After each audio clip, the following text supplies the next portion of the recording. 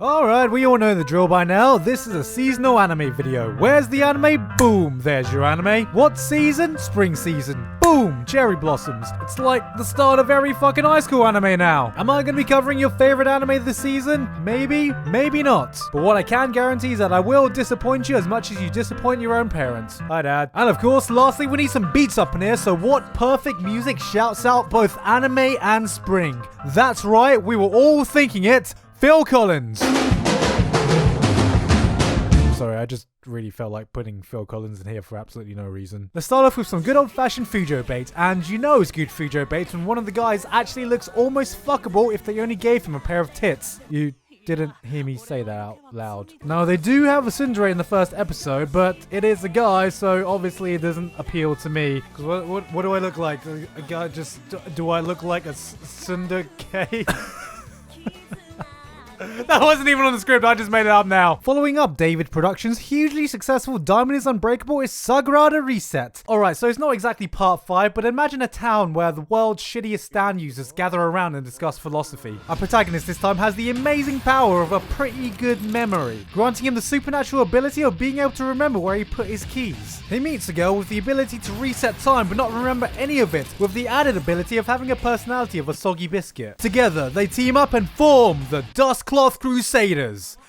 This is what part 5 died for. Honestly, I saw the name Clockwork Planet and I genuinely wondered what this show could be about, only to find out within the first minute that it's about a planet made out of clockworks. I don't know what I was expecting. On the other hand, though, I do have to genuinely wonder who thought making a planet out of clockworks would be a practical idea. Now witness the firepower of this fully armed and operational battle station. Fire at will, Commander.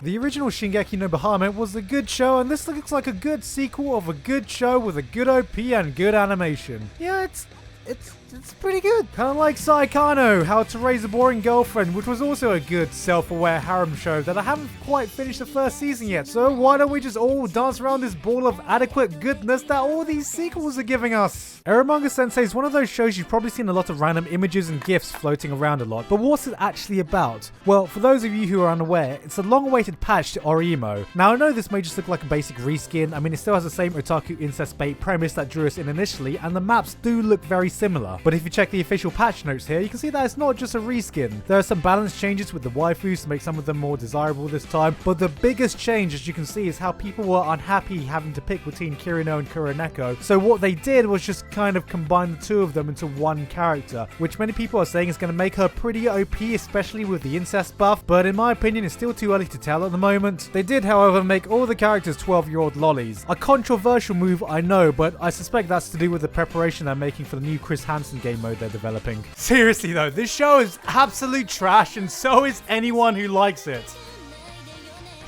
So does anyone want to join me in this trash bag? But what can I say? I'm having a good time. Though, you know, I also kind of enjoyed Orimo, including season 2 and the ending. Hello? Is anyone still here? Anyone? Oh wow, I can't wait for the episode where they reveal to us that Boruto was Naruto and Sasuke's kid all along. Let's be real here. We all expected Boruto to suck. Really suck. It was milking a franchise that was ready and waiting to die, so it really has no right being this enjoyable. It has the perfect balance of nostalgia for those of us who grew up with the characters, but feels fresh and new enough that it's like we're re-experiencing why we like the series to begin with. It's like we've been seeing this beloved dead horse being beaten for about 5 years now, and just when we're all ready to let it go, they give it one last beating, except out of nowhere the horse gets up and starts running. But this time it's not just a horse, it's a majestic fucking unicorn flying over the rainbow, and it is glorious. And now we can just wait for that unicorn to fly into 10 seasons of filler and start the cycle of disappointment all over again. Oh shit, it's what's the name of the show again? I'm just kidding, it's Attack on Titan, who Who fucking knew? Now, I know it's only been a quick 4 years since the hype train had its pit stop, but I genuinely like the direction the season has taken. The horror mystery aspect feels like a nice change of pace. Titans are genuinely terrifying again, and we're not putting all the focus on some little punk-ass bit. The opening's not as good, but of course it's not, because nothing will ever match the first one. Also, can we please talk about this? Actually, let's not. Look, the bottom line is we only have 12 episodes, so will we finally find out what's in Eren's basement? Probably fucking not. So it's a good thing you can find out what's in the basement by reading ahead in the manga on a site like Bookwalker. Oh shit, was that a motherfucking segue? Oh, you know what time it is. Bookwalker is Katakow's official ebook store where you can buy and read manga and light novels online or on your app on mobile devices. I was told to emphasize that this is an ebook store, as some people don't know what that means in this day and age. I was actually really impressed with their selection, considering everything here is 100% legal and official. So even if you're about to comment that you've already read ahead in the manga for Attack on Titan, you swami git. From this season, they also have the manga and light novels of Sayakano and Danmachi, but they also have some other fan favorites like Konosuba, Spice and Wolf, Haruhi, and Bakuno. So use coupon code GIGUK to get $5 off your first purchase. It'll support the industry, it'll help me out for every one of you who does, and you get a free volume, so it's win-win. Codes are only valid till the end of the month, so hurry up and get it done before your chance is gone. Just use the fucking code. Links are in the description. Alright, so I know a lot of the comments are going to be mentioning the abundance of sequels we're getting this season, and you know, I get it. It's a sequel-heavy season, and your favorite anime probably hasn't gotten one announced yet. Or you just want something original. But, you know, there was obviously enough backing to get these shows another season, so we should just be happy for the fans that back these shows. So yeah, I'm not going to rag on any particular sequel for getting approved, but how the actual fuck? What do you do at the end of the world? Are you busy? Will you save us?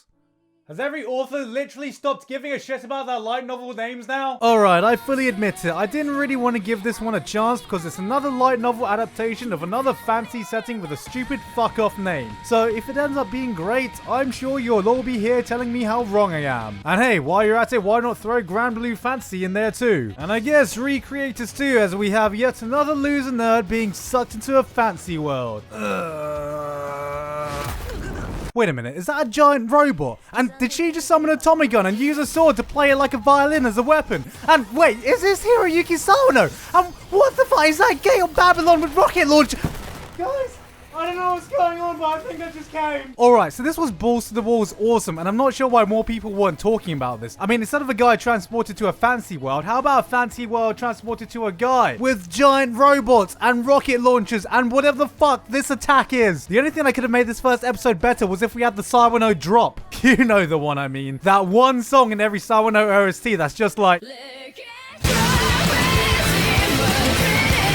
So judging from the cover, what I expected from this show was a feel-good slice of life about a wise old man bonding with a young girl. What I didn't expect was a wise old man bonding with a young girl who's actually an Elfen Lied style lab rat escapee, being chased by a mysterious organization and crappy CG against other adorable lab rats, while the old man's just there teaching life lessons. Seriously, this old man is the best thing about this show because there's all these anime tropes being thrown around in the story and he's just like, I don't have time for this stupid anime shit. Honestly, we should just all go to Japan and adopt a grumpy elderly Japanese man to teach us life lessons because I honestly can't think of anything more I need. So you know that moment when you graduate from college, you're in mountains of debt, and it's impossible to get an entry-level job no matter how many interviews you go through?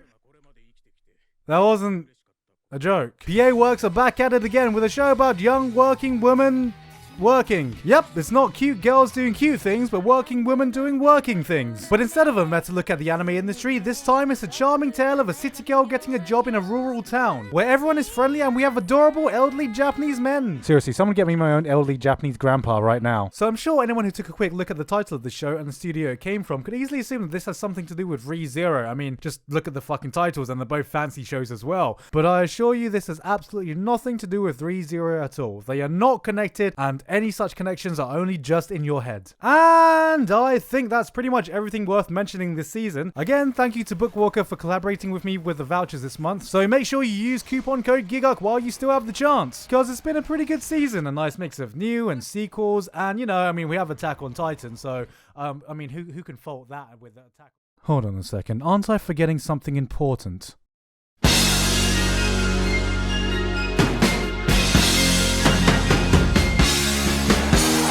Tournament talk! Tournament talk!